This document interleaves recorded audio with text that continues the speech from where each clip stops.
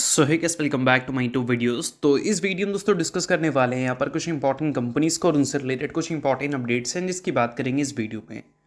तो चलिए दोस्तों वीडियो की शुरुआत करते हैं। सबसे पहली कंपनी की बात करते हैं। पहली कंपनी का नाम है जियो फाइनेंशियल सर्विसेज लिमिटेड।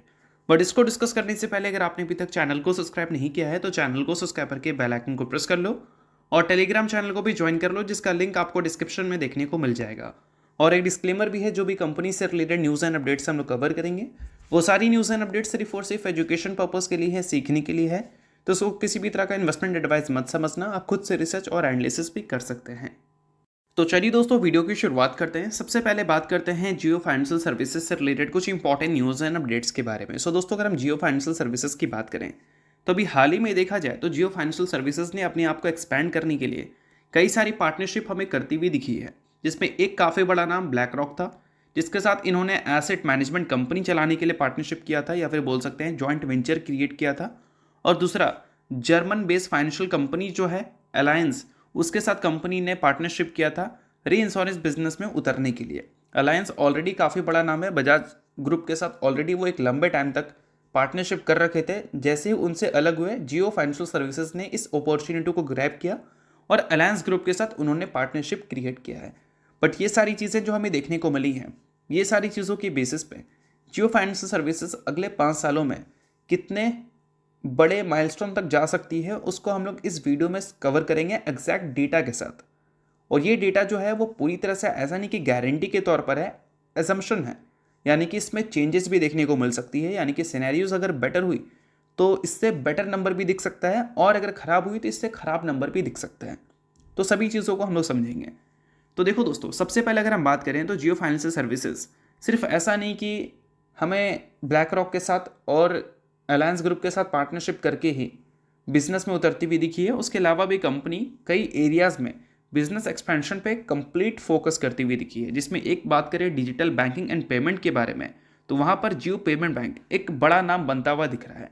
उसके अलावा दोस्तों अगर हम बात करें लेंडिंग एंड क्रेडिट वाले बिजनेस के बारे में, तो वहाँ पर जियो क्रेडिट, जियो फाइनेंस का एक बड़ा नाम आपको देखने को मिल रहा है, जिसमें वो होम लोन्स वगैरह, ऑटो लोन्स वगैरह, लोन्स अगेंस्ट प्रॉपर्टीज़, ये सारी सर्विसेज आपको प्रोवाइड करते हुए दिख रहे हैं। इंश्योरेंस एंड ब्रोकिंग के लिए भी कंपनी आपको उतरती हुई दिख रही है और वेल्थ मैनेजमेंट और एसेट मैनेजमेंट के तौर पर ये भी कंपनी आपको काम करती हुई दिख रही है, जिसके लिए उन्होंने जॉइंट वेंचर क्रिएट किया है ब्लैक रॉक के साथ मिलकर। उसके अलावा दोस्तों डिवाइस लीजिंग का भी आपको यहाँ पर देखने को मिलता है। कैपिटल एंड फंडिंग स्ट्रेंथ पे भी कंपनी आपको वर्क करती हुई दिख रही है। टेक्नोलॉजीज एंड डेटा की बात करें तो वहाँ पर भी जियो फाइनेंशियल सर्विसेज आपको देखने को मिल रही है। बट दोस्तों ये सारी चीज़ें जियो फाइनेंशियल सर्विसेज जो है अकेले नहीं कर पाएगी। सबसे बड़ा बात यहाँ पर यह है कि जियो फाइनेंशियल सर्विसेज के पास है एक अच्छा इकोसिस्टम जो कि जियो और रिलायंस का है। और ये जो इकोसिस्टम है, ये इकोसिस्टम को यूज़ कर Jio financial services cross financial product करेगी, या सॉरी सेल करेगी फाइनेंशियल प्रोडक्ट्स उन कस्टमर्स को जो जियो के पास है और रिलायंस के पास है। इसको बोल सकते हैं क्रॉस सेलिंग। ठीक है, अब देखो क्लियर कट मैं आपको ऐसे भी समझा देना चाहूँगा, जियो और रिलायंस के पास जो बड़े कस्टमर बेस हैं उसको जियो फाइनेंशियल सर्विसेज अपने कस्टमर कन्वर्ट करने पे ध्यान दे रही है। इस चीज़ को समझो। और इसी वजह से बोल सकते हैं जियो फाइनेंशियल सर्विसेज ऐसा नहीं कि डायरेक्टली अकेले उतर रही है, इसके पास ऑलरेडी एक बड़ा कस्टमर बेस है इस रिलायंस इकोसिस्टम की वजह से। तो इस चीज़ को समझना है। अब ये सारी चीज़ें तो हमने समझ लिया, बट इन सारी चीज़ों के बाद जियो फाइनेंशियल सर्विसेज अगले 5 सालों में कितना एसेट अंडर मैनेजमेंट हमें रिपोर्ट करती हुई दिख सकती है, कितना रेवेन्यू, कितना प्रॉफिटेबिलिटी कंपनी का दिख सकता है। तो चलिए वो सारी चीज़ों को समझते हैं। सो अब दोस्तों वीडियो में आगे बढ़ने से पहले बात कर लेते हैं सेबी रजिस्टर्ड टेलीग्राम चैनल के बारे में, जिसको चाहो तो आप ज्वाइन कर सकते हो। अब ज्वाइन करने का सबसे बड़ा बेनिफिट क्या है वो मैं आपको समझा देता हूँ। देखो, मार्केट से रिलेटेड जो इंपॉर्टेंट एनालिसिस होते हैं वो आपको यहाँ पर देखने को मिलता है, वो भी बिल्कुल फ्री ऑफ कॉस्ट। उसके अलावा काफ़ी सारी कंपनी के चार्ट्स आपको देखने को मिलते हैं रेगुलर बेसिस पे, जो कि यूट्यूब पे तो अब आपको देखने को मिलेगा नहीं। तो वो सारी चीज़ें आपको टेलीग्राम में ही अपडेटेड देखने को मिल जाती हैं। और इसके अलावा दोस्तों सेबी रजिस्टर्ड टेलीग्राम चैनल है, तो यहाँ पर आपको काफ़ी सारे कॉल्स वगैरह भी देखने को मिलते हैं, जिसका भी बेनिफिट आप ले सकते हैं। पास्ट में जो कॉल्स वगैरह यहाँ पर देखने को मिले थे उसकी परफॉर्मेंस भी हमें काफ़ी अच्छी देखने को मिली थी, जिसको आप चाहो तो नोट डाउन कर सकते हैं। और साथ में दोस्तों यहाँ पर लाइव आकर जो भी आपके डाउट्स एंड क्वेरीज हैं वो भी क्लियर किया जाता है। तो लिंक इसका आपको डिस्क्रिप्शन में देखने को मिल जाएगा, लिंक के थ्रू जाकर आप सेबी रजिस्टर्ड टेलीग्राम चैनल को ज्वाइन कर लेना। सो देखो दोस्तों, ये जो प्रोजेक्शन है ये बोल सकते हैं करंट डेटा के बेसिस पे है। इसमें आपको डेफिनेटली चेंजेस देखने को मिल सकती है अगर सिनेरियोस थोड़ा सा भी ऊपर से नीचे होता है तो। अब यहाँ पर बताया गया है कि अभी के टाइम पे देखोगे तो फाइनेंशियल ईयर 2025 के एंड तक जियो फाइनेंस के पास जो टोटल एसेट अंडर मैनेजमेंट था वो 10,000 करोड़ के ऊपर देखने को मिल रहे थे। और उसके अलावा अगर हम बात करें टोटल इनकम के बारे में तो वो हमें 2,000 करोड़ के ऊपर देखने को मिल रहे थे। Pre provision operating profit 1594 crore था और जियो फाइनेंशियल सर्विसेज ने इन्फ्यूज़ किया था फंड 1346 करोड़ का। और दोस्तों ये सारी चीज़ें तो आपको देखने को मिल रही है। बट अगर हम इसके बाद बात करें एजम्पशन के बारे में तो यहाँ पर उम्मीद किया जा रहा है कि अगले 5 सालों में जो लेंडिंग वाला बिजनेस है उनका जो एसेट अंडर मैनेजमेंट का ग्रोथ है वो 25 से लेकर 30% CAGR से हमें देखने को मिल सकती है।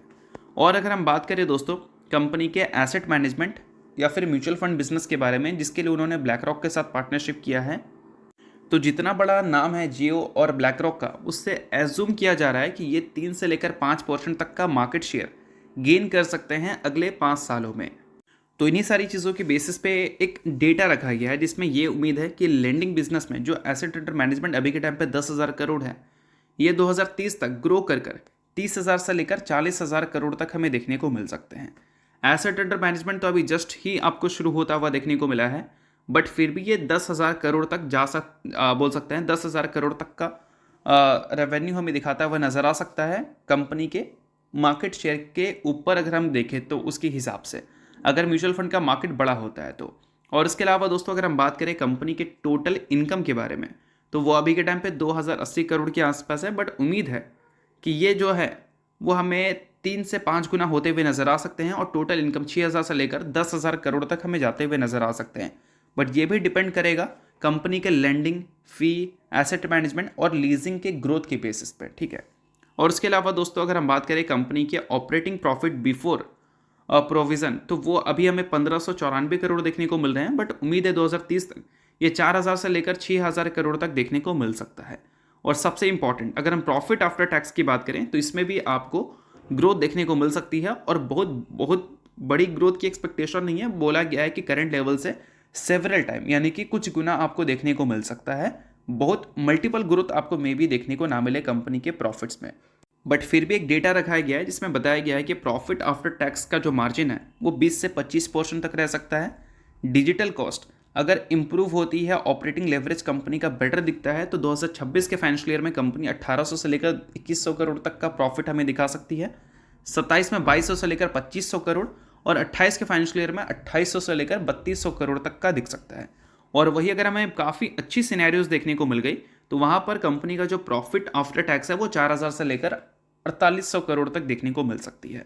तो ये सारी चीज़ों को आप रीड डाउन कर सकते हैं अगर आप जियो फाइनेंशियल सर्विसेज के इन्वेस्टर हैं तो।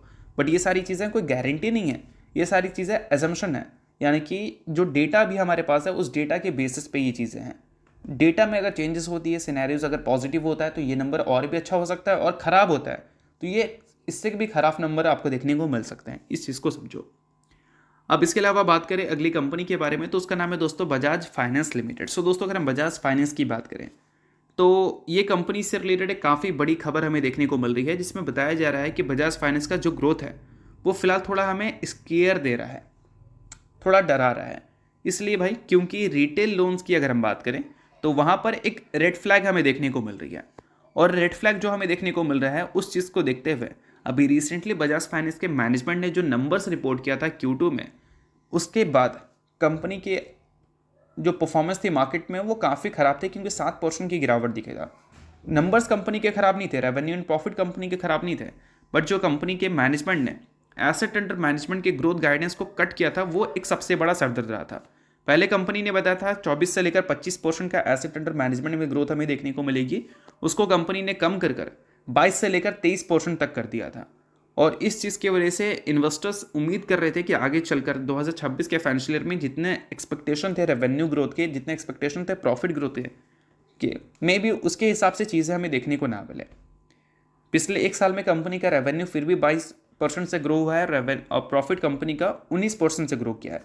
इन्वेस्टर्स उम्मीद कर रहे थे कि आगे चलकर प्रॉफिट ग्रोथ जो है वो बेटर होगा, बट सिनेरियोज इतनी भी आसान नहीं है, बजाज फाइनेंस ने बताया है। क्योंकि अगर हम बात करें MSME सेगमेंट के बारे में तो वहाँ पर कंपनी का जो स्ट्रेस है वो लगातार बढ़ता हुआ दिख रहा है और इसी वजह से कंपनी ने गाइडेंस कट किया है और एमएसएमई सेगमेंट की वजह से ही हो सकता है 2026 के फाइनेंशियल ईयर में भी रेवेन्यू के कंपैरिजन में प्रॉफिट ग्रोथ हमें कम ही देखने को मिले। तो इस चीज़ की वजह से बजाज फाइनेंस के इन्वेस्टर्स इन सारी पॉइंट को ज़रूर नोट कर लो और ये काफ़ी इंपॉर्टेंट पॉइंट थी, इस वजह से भी मैंने आपको ये समझाया है।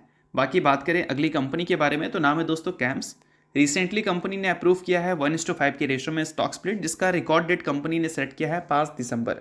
सो अगर आप इस कंपनी के शेयर होल्डर हैं तो बेशक इस न्यूज़ को आप नोट कर सकते हैं। शेयर होल्डर नहीं है आप इग्नोर कर सकते हैं, न्यूज़ थी इस वजह से मैंने बता दिया, बाकी ये किसी भी तरह का रिकमेंडेशन नहीं है। तो होप करता हूँ ये वीडियो आपको अच्छा लगा। लाइक कीजिए, सब्सक्राइब कीजिए, वीडियो के लिए बहुत बहुत शुक्रिया।